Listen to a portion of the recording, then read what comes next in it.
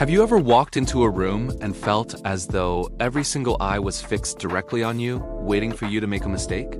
Perhaps you spent 20 minutes checking your reflection, worried that a single stray hair or a tiny wrinkle in your shirt would be the talk of the town.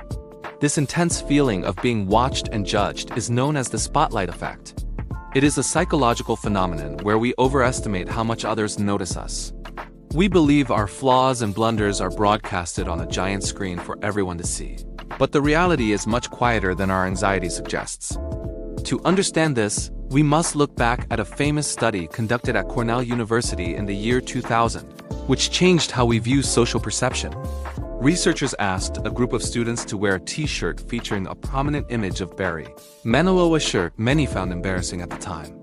The students wearing the shirt were convinced that at least half of their peers would notice and remember the unfashionable choice they were forced to wear. However, when the researchers surveyed the other students in the room, the results were shocking. Only about 10% had actually noticed the shirt. This massive gap between what we perceive and what others actually see is the heart of our social anxiety. We are the protagonists of our own stories. Because we are so focused on our own internal experience, we assume everyone else is just as focused on us as we are. It is an egocentric bias. Meet the internal critic. This is the shadow version of yourself that stands in the corner of your mind, whispering that you look awkward or out of place. When this critic takes over, we become stiff and hyper-aware. We stop acting naturally because we are trying to perform the perfect version of ourselves. But consider this perspective. Every other person in that room is also dealing with their own internal critic.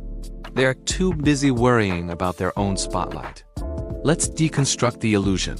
Imagine you are in a crowded subway. You feel like everyone is judging your tired eyes or your messy hair. Now shift your gaze. Look at the person to your left. They are scrolling through their phone. The person to your right is lost in a book. They aren't thinking about you. They are thinking about their grocery list, their upcoming meeting, or a conversation they had 3 years ago. As you realize this, the heavy spotlight that felt so blinding begins to dim. It softens until it matches the natural, gentle light of the environment.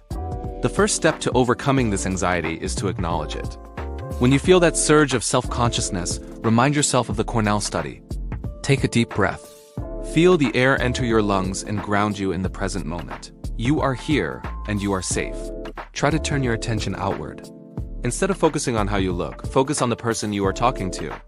Listen to the cadence of their voice. Engagement is the antidote to self-absorption. When we connect with the world, we stop being the director of our own imaginary movie. Remember that people generally want you to succeed. Most are kind and far more forgiving of your minor slips than you are. In the end, understanding the spotlight effect gives you back your freedom. You no longer have to live for the perceived judgment of strangers. You can wear what you like, say what you feel, and be exactly who you are. The spotlight was only ever in your mind. The spotlight is almost always an illusion of our own making. Most people aren't watching you at all. Think about it. While you are worried about your hair, the person across from you is likely worried about their own work deadline or a text message. We are all the protagonists of our own stories. In our own minds, we are the center of the universe. This is natural, but it's also a trap. When we step out, we assume others are observing us with the same intensity we observe ourselves. This is where mindfulness becomes our greatest tool. Mindfulness isn't about clearing your mind. It's about noticing the thoughts without getting swept away by them.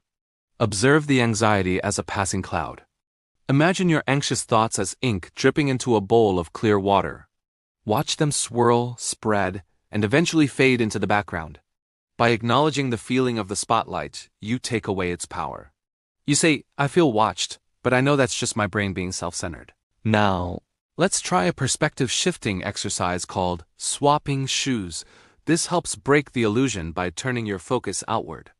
Next time you're in a public space, like a park or a busy grocery store, stop looking at yourself through the eyes of others. Pick a random person, a stranger sitting on a bench, or someone walking a dog. For a moment, try to imagine their internal world. Maybe they are thinking about what to cook for dinner, a broken phone screen, or a funny memory from 5 years ago. Notice how preoccupied they are. They aren't thinking about you, your shoes, or that awkward thing you said earlier. They are the stars of their own show. This realization is incredibly freeing. When you understand that everyone is just as self-conscious as you are, the spotlight finally goes out. You are free to be yourself, to make mistakes, and to move through the world without the weight of 1,000 imaginary eyes. Remember, social anxiety is a habit of the mind, and like any habit, it can be changed with practice and perspective. Thank you for watching. If you found this helpful, please like and subscribe for more psychological insights to help you grow. See you next time.